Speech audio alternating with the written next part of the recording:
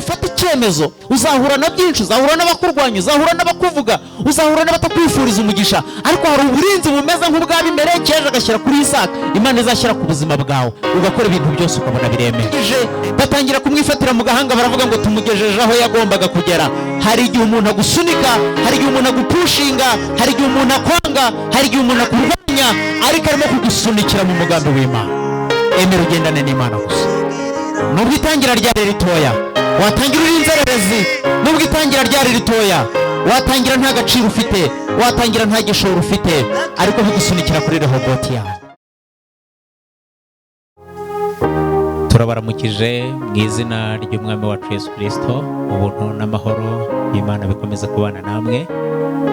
Yewe uri hano ni Reverend Abel Tuyambaze.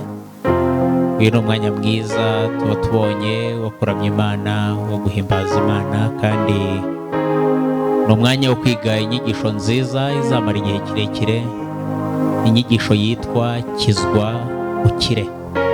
Abantu benshi bajya bashaka gukira ndetse bakanakira biturutse mu biganza by'Imana, ariko bakirengagiza ingingo yitwa gukizwa. Ariko ndabizi neza yuko igihe tuzamarana tuzagenda twiga ikibanza.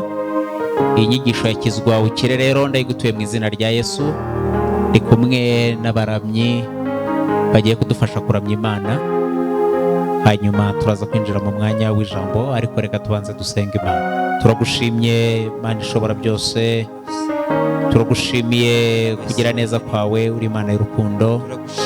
Turagushimiye kuko utwitaho kandi ukatumenyera ubuzima mu bihe bigoye, mu bihe by'ibyorezo, mu bihe biruhije. Twarakubonye, twabonye neza yawe, twabonye urukundo rwawe, twabonye uburinzi bwawe.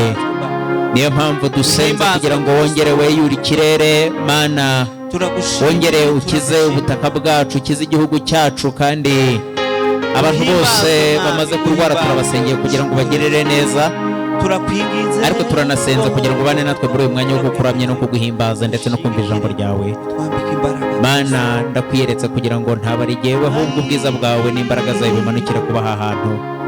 Iyi nyigisho yakizwa ukire ndasenze kugira ngo umuntu wese uzayumva izamuhindure mu buzima, izamuhindure mu mibereho, izamuhindure mu mikorere. Ni mu izina rya Yesu Kristo umwami wacu, amen.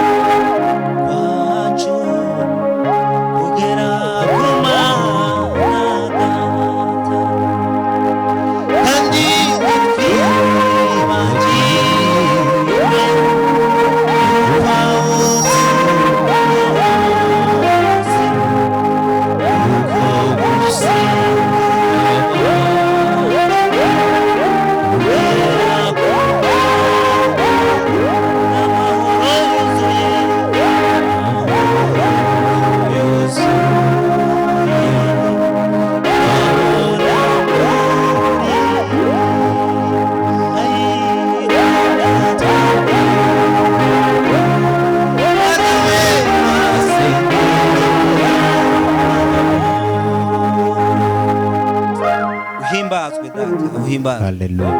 Turishimye cyane kuko uyu mwanya wakoranye no guhimbaza. Turabishimiye cyane abantu tugiye gutaramana muri uyu mugoroba.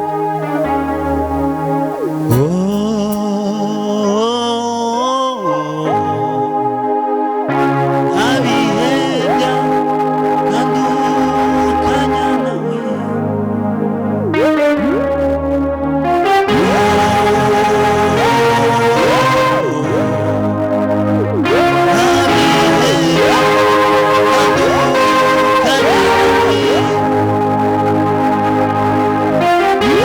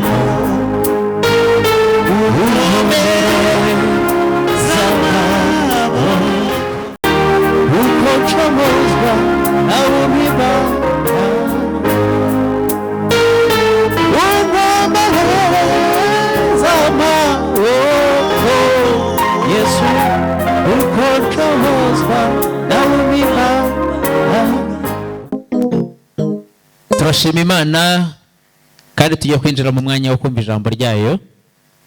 Biba ari byiza gufata umwanya wo kuramya, biba ari byiza gufata umwanya wo guhimbaza, kuko Imana ntabwo irya imyumbati, ntabwo irya ibitoki, ntabwo irya ibirayi nk'uko twebwe dukenera ibyo kurya bya buri munsi, ahubwo ibyo kurya by'Imana ni amashimwe aturuka mu mitima yacu. Niba ari ikintu kinezeza Imana ni ukubona abantu bayiramya, ni ukubona abantu bayihimbaza bavuga ngo uruwera uruwera, kandi uri Imana ishobora byose. Nabivuze tugitangira, ndavuga ngo inyigisho tugiye kwiga kandi tuzayiga igihe kirekire, muzajya muyibona iteka ryose ku kiganiro cyangwa ku butumwa tuzajya tuvuga. Iravuga ngo kizwa ukire. Abantu benshi muri iyi minsi bakunze kujya mu byumba by'amasengesho gusenga, ariko abenshi bagashimikira ikintu cyitwa ubuhanuzi, kubera ko bumva hari ibyo bakeneye kumva, message iturutse ku Mana. Ariko ugasanga bo connection yabo n'Imana ni ibintu bibiri bitandukanye, ahubwo bakeneye abandi bantu bafitanye connection n'Imana kugira ngo noneho bo bababwire amakuru y'ikijuru ribavugaho. Ariko icyo nshaka kubabwira nuko iyo wowe wakijijwe, iyo wakiriye Yesu Kristo nk'umwami n'umukiza w'ubugingo bwawe, iyo wakiriye Imana mu buzima bwawe, nawe connection zawe zirafunguka, warangiza ugatangira kuvugana n'Imana, Imana ikajya ikubwira iby'imibereho yawe n'ubuzima bwawe bwa buri munsi, ndetse n'iby'ejo hazaza bitanyuze mu bandi bantu runaka. Hanyuma ikindi ni uko abantu barimo gushaka iby'Imana kuruta uko bashaka Imana. Ijambo ry'Imana rivuga ngo mubanze mushake ubwami bw'Imana no gukiranuka kwayo kose, ngo ibindi byose muzabyongererwa. Njya nkunda kwigisha, n'uyu munsi ndi umwarimu, nkunda kwigisha abana batoya. Njya mvuga ngo iyo ufashe 0 ukongeraho indi 0 ukongeraho indi 0 byitwa 0. Amazero atatu byose birangira byiswe 0. Niyo yongeyeho 0 ya 4 byitwa 0. Iyo yongeyeho 0 ya 5 byitwa 0. Iyo yongeyeho 0 ya 6 n'ubundi byitwa 0. Ariko iyo ufashe 0 esheshatu ugashyiraho rimwe byitwa miliyoni. Bisobanuye iki? Mu buzima busanzwe hari icyo twita agaciro. Buri muntu wese ni uw'agaciro mu maso y'Imana. N'umusinzi afite agaciro kuko yaremwe n'Imana. Ariko dutandukanira hehe? Ni ikintu cyitwa inyongera agaciro. Iyo wakiriye Yesu Kristo muri wowe ni agaciro. Noneho rero ka agaciro iyo wakabonye, ariko nita rimwe, iyo hajeho 0 yitwa imyambaro myiza ni agaciro, ni inyongera agaciro. Iyo hajeho kurya neza ni inyongera agaciro. Iyo hajeho kuryama neza ni inyongera agaciro. Iyo hajeho urubyaro ni inyongera agaciro. Iyo hajeho kwiga neza ni inyongera agaciro. Iyo hajeho akazi keza ni inyongera agaciro. Iyo hajeho gutwara imodoka nziza ni inyongera agaciro. Iyo hajeho kugira ubutaka bwiza ni inyongera agaciro. Iyo hajeho bya bindi byose tugenda twifuza ni inyongera agaciro. Ikibabaje muri iki gihe, abantu barashaka inyongera agaciro ariko baratakaje agaciro. Ukeneye kizwa ukire. Akira Yesu ari we gaciro kibanze, hanyuma inyongera agaciro zizagenda ziza. Mubanze mushaka ubwami bw'Imana. Ikindi, kera njye mbyibuka abantu bajyaga bajya mu isoko ukagura ikintu, ariko warangiza ukarenzaho uti inyongeza cyangwa se nzagaruke, ugasanga umuntu ku cyo yaguhaye aguhaye kandi kantu kitwa inyongezo, ukagenda unezerewe. Muri ibi bihe turimo, muri ibi bihe bigoye, muri ibi bihe biruhije, abantu barifuza inyongezo bataragura. Ariko mwene data, icyo nshaka kuvugana nawe, banza ugure hanyuma inyongezo ziziza. Reka dusome ibyanditswe byera muri Yobu igice cya 8 umurongo wa 5 haravuga ngo nushaka n'Imana umwete ukinginga ishobora byose, iyaba waruboneye kandi ugakiranuka, ni ukuri byatuma iguhugukira, igatuma ishyira ihirwe mu kibanza cyawe hakiranutse. Haleluya! Iyaba, umva icyo umurongo uvuga, kizwa kugira ngo ukire. Nushaka n'Imana umwete ukinginga ishobora byose. Icyambere ni ugushaka Imana kuruta iby'Imana. Nushaka n'Imana umwete ukinginga ishobora byose, iyaba waruboneye izo ni kondisiyo zo kugira ngo ukire.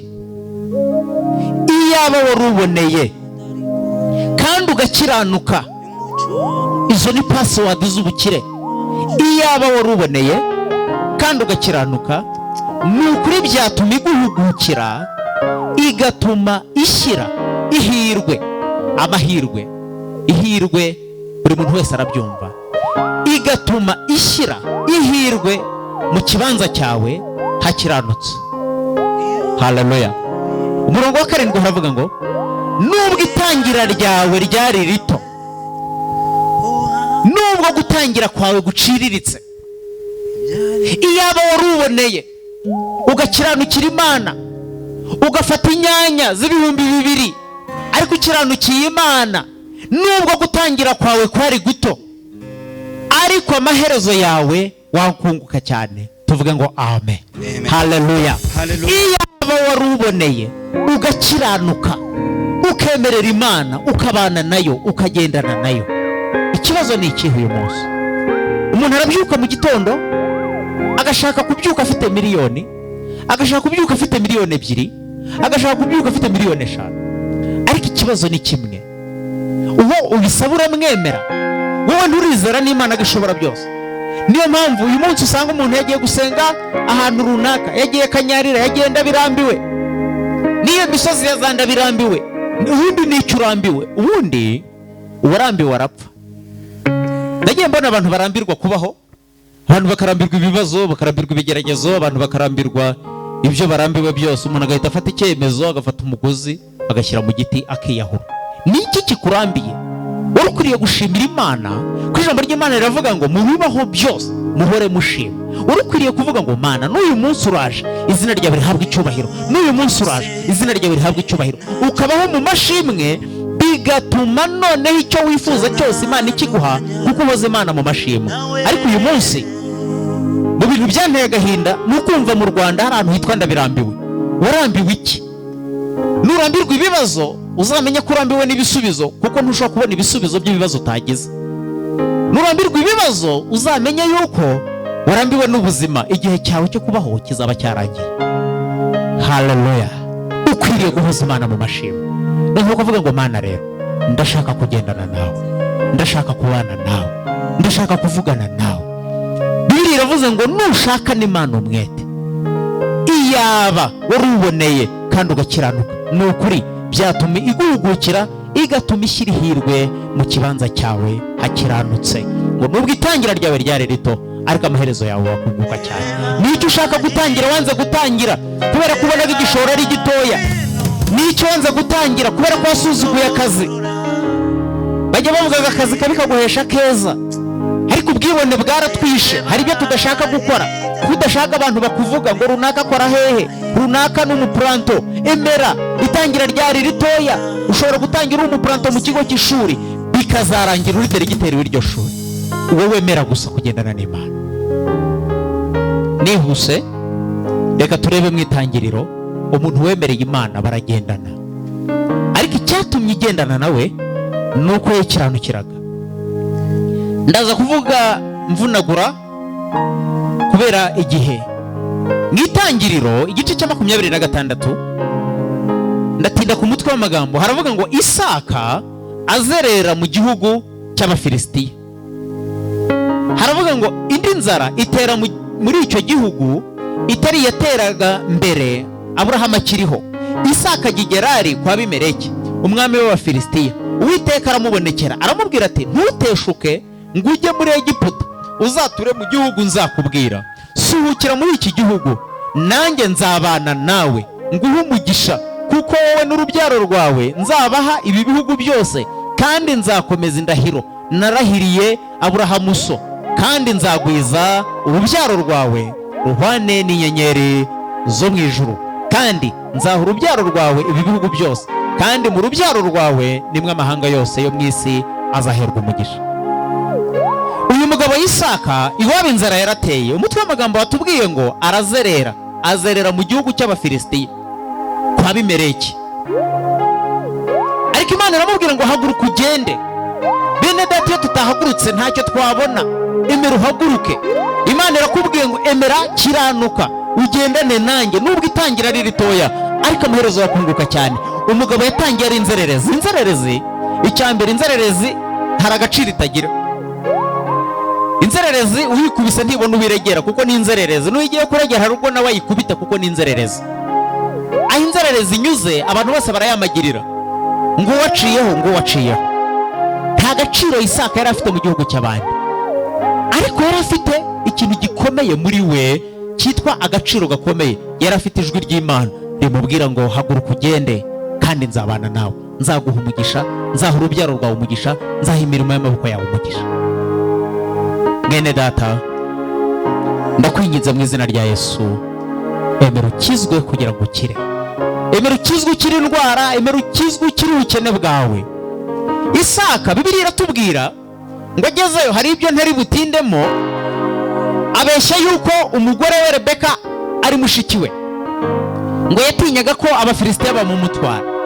Ngo reka Abimeleki rimwe aza kumureba, abarungurukira ahantu abona barimo gukina, abonaga ari imikino ya sheri ishusho atari imikino ya mushiki na musaza. Aravuga ati wabaye iki? Kuki wadushyirishijeho urubanza? Habuzeho gatoya ngo abantu banjye batware umugore wawe. Ariko aramubwira ati rero narabitinye kuko nangaga yuko bashobora kunyica bampora Rebeka. Abimeleki atanga isezerano rikomeye kuri Isaka. Aravuga ngo umuntu uzakora kuri uyu mugabo cyangwa ku mugore we no kwicwa azicwa. Ndashaka kubivunagura. Bibiliya iratubwira ngo igihe kigeze Isaka, umurongo wa 12, ngo Isaka abiba muri icyo gihugu muri uwo mwaka yeza ibiruta 100.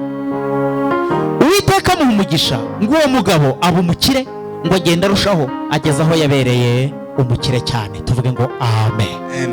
Umugabo w'inzererezi, umugabo watinye kuvuga ko afite umugore, ariko igihe kirageze abonye uburinzi bw'Imana. Nufata icyemezo uzahura na byinshi, uzahura n'abakurwanya, uzahura n'abakuvuga, uzahura n'abatakwifuriza umugisha, ariko hari uburinzi bumeze nk'ubw'Abimeleki yaje agashyira kuri Isaka. Imana izashyira ku buzima bwawe ugakora ibintu byose ukabona biremera.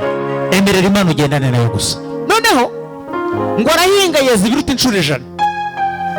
Iyo bavuze 100 wumva ari 100 z'iki? Ni 100 z'umwero w'igihugu cyose, harimo n'Abimeleki wayoboraga Igerari. Fata umuntu umwe mu gihugu cy'u Rwanda wahinze akeza 100 bingana n'iby'umuhinzi wese wahinze ibishyimbo muri uku kwezi yashyize mu butaka. Bibiliya irambwira ngo igihe kigeze n'Abimeleki atangira kumugirira ishyari. Ishyari riraza. Hari igihe uzabona akazi keza ariko ubona amashyari araje, ariko uhumure uzakomere ku cyo wavuganye n'Imana, kuko Imana yaramubwiye ngo genda nzabana nawe kandi nzaguha umugisha. None uyu mugabo rero ngo Abimeleki ku murongo wa 16, ishyari rimaze kumwica, aramubwira ati genda utuvemo kuko uturuta cyane. Tekereza umuntu wageze aho aruta umuyobozi we, wari waravuze ngo uza gukora hazapfa, none birangiye ari wowe wishe isezerano, aramubwira ngo genda utuvemo kuko uturuta cyane.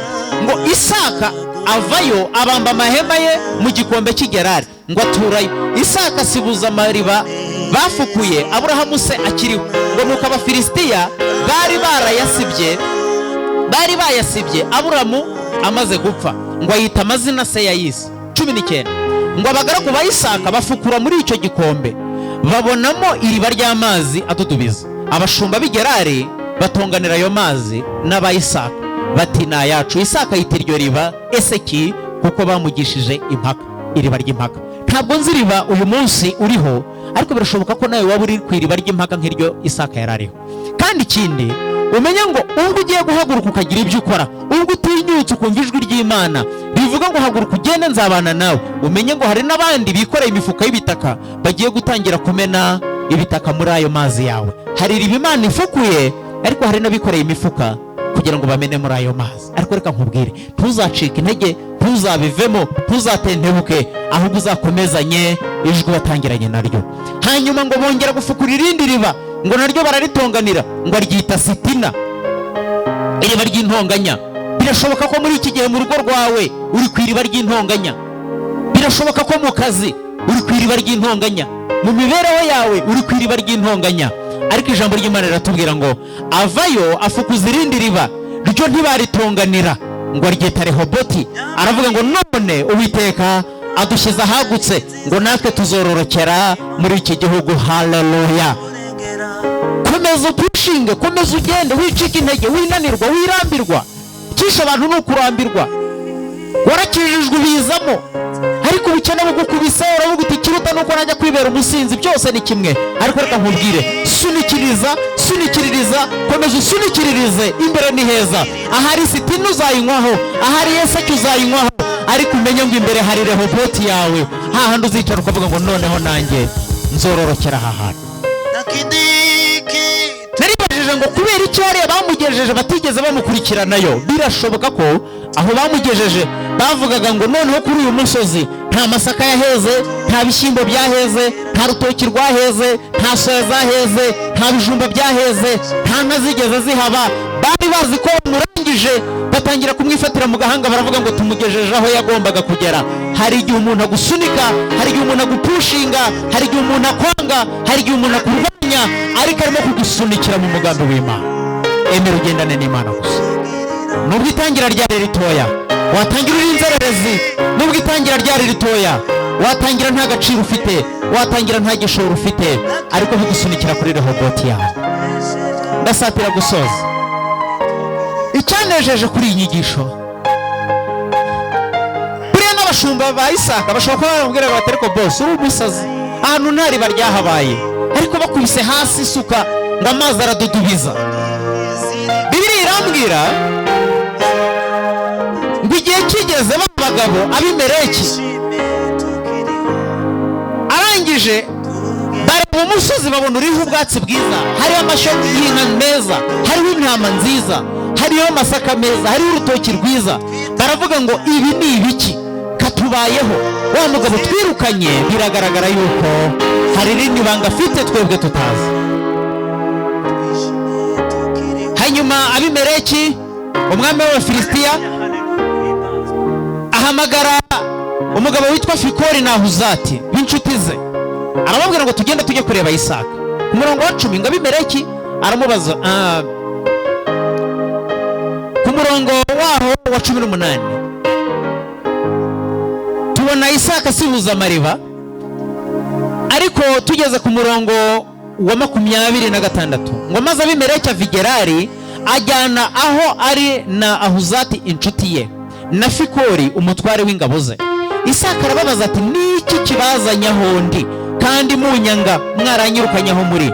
Hanyuma kuri 28 baramusubiza bati twabonye neza yuko ukuboko k'Uwiteka kuri kumwe nawe, turavuga tuti dushyire indahiro hagati yacu nawe kandi dusezerane nawe yuko utazatugirira nabi kuko natwe tutakwakuye, ahubwo twakugiriye neza gusa tugusezerera amahoro. Haleluya. Ndagira ngo ukomeze mu rugendo rwawe, bica intege birimo, abaguca intege barahari, abakunaniza barahari, ariko uhumure, wibatuka, witongana nabo, wirwana nabo, ahubwo shimikira ijwi ry'Imana. Hari igihe kizagera bongera bahindukire bakubwire ngo twabonye neza yuko Uwiteka ari kumwe nawe. Turagusabye tubabarire, ntawagututse, ntawakuvuza nabi, utaturwanya. Hanyuma ngo bararahirana, barasezerana. Bibiliya iratubwira ngo nuko Isaka abatekera ibyo kurya, bararya, baranywa, bazinduka kare, bararahiranya. Isaka arabasezerera, bamusiga amahoro. Ndashoje, ariko hari icyo nshaka kuvugana nawe. Emerera Imana ugendane nayo. Iyaba wari ukiranutse, iyaba wari wemereye Imana, byatuma ishyira ihirwe mu biganza byawe. Iyaba wari wemeye kugendana nayo, itangira ryawe ryaba rito, ariko amaherezo watangirana ubunyobwa ukazasoza nyabutike, watangirana imineke ku gatebo ukazasozanya amangazini manini. Itangira ryaba rito, ariko iherezo rikaba rinini. Ariko ikibazo birava hehe? Amahirwe uzayabona ute utumvira Imana? Kizwa ukire. Isaka yatangiye ari inzererezi, birangira abaye umukire, ngo kugeza aho yabereye umukire cyane. Aka kantu ndagakunda. reka mbabwire aka kantu karanyinsipira cyane, karamfasha. Ni ijambo rimpa imbaraga, rinkomeza. Ushobora gutangira uri umukene, mutindi, utagira inzara zo kwishima abantu bose uri iciro ry'imigani, ariko bikazarangira wubakira abantu amazu, ugaburira abakene nawe, wambika abambaye ubusa, ugaburira abarwayi, ufasha buri uwo ari we wese, kuko nawe uzirikana aho wavuye. Shoje nkwifuriza mu izina rya Yesu kwakira imbaraga z'Imana no kwakira gukizwa kugira ngo utangire kwivuganira n'Imana, no kwakira kugendera muri process y'Imana, kuko iby'Imana ntabwo bihutiraho. Iby'Imana ni process, iby'Imana ni buhoro buhoro, iby'Imana ni urugendo. Ijambo ry'Imana mu Bacamanza 6:11 niho ngiye gusoreza, ntabwo ndi bujye kuhasoma, ariko ndagira ngo wumve ayo magambo. Imana yahagurukije Gideyoni igihe Abisiraheli bari baratewe n'Abafilisitiya, barabaganjeje, baragiye mu bwihisho, inzara igiye kubica, ariko Gideyoni aravuga ngo ntabwo wacu bazapfa gutya. Afata icyemezo ajya gusekura ingano, ariko igihe yasekuraga ingano ijuru rirabimenya. Igihe cyawe cyo gusekura ingano kirageze kugira ngo ukore ibyo wari waratinye. Igihe cyo gusekura ingano kirageze kugira ngo udepoze aho waratinye. Igihe cyo gusekura ingano kirageze kugira ngo unyanyagize imbuto aho watinye kuyinyanyagiza. Hanyuma ijuru ribimenye, marayika w'Umwami Imana aramanuka aramubwira ngo umunyembaraga we ugira ubutware, wa munyembaraga we ugira ubutware. Ijuru rirabibona ko Gideyoni azakiza Abisiraheli, ariko aratangira ariga yarisuzugura ngo Abisiraheli nabakirisha iki? Icyambere ndi umuherezi, iwacu nabakene kwa Yowasi, nitugire shinge na rugero. Iyi Imana igiye kugukoresha ntitaye ku cyiciro cy'ubudehe urimo. Iyi Imana igiye kugukoresha ireba imbaraga ziri mu mutima wawe. Hanyuma marayika w'Umwami Imana aramubwira ngo Gideyoni we, genda uko imbaraga zawe zingana. Wishaka kubyuka wubaka inzu ya kadasitire, yubaka inzu y'icyumba kimwe, naho Imana igushaka, ariko we never know, ntabwo tubizi ejo hazaza uzaba muri etaje. Genda uko imbaraga zawe zingana. Igituma twihora tukava ku byinshi birenze ibyo tugenewe. Emera ugendane n'Imana, ubane n'Imana, uvugane n'Imana, kandi ukizwe, wicire bugufi, wemere gukiranuka, izashyira ihirwe mu biganza byawe. Nibyo ngusabiye, nanjye nisabira mu izina rya Yesu. Turagushimiye Mana kubw'ijambo ryawe, turagushimiye kuko hari uwo uvuganye nawe muri iki gihe, kandi hari ushaka. Niyo mpamvu nsenze kugira ngo iri jambo rigende rigera wese, rigere mu mutima, kandi batinye gufata ibyemezo, ariko igihe Mana ndasenze kugira ngo wumvire ijambo wese yiga gufata icyemezo, akora ibyo yatinye gukora. Mwami Imana ubushobozi bwe yananiwe, kugira ngo amenye yuko Imana ishobora byose. Kandi ndasenze kugira ngo ushyire ibiganza byacu n'umugisha, kandi ijambo ryawe rirabitubwira ngo uzahumura imigisha imirimo y'amaboko yacu. Urakoze kuko Imana igira neza, urakoze kuko twumvisha. Mu izina rya Yesu,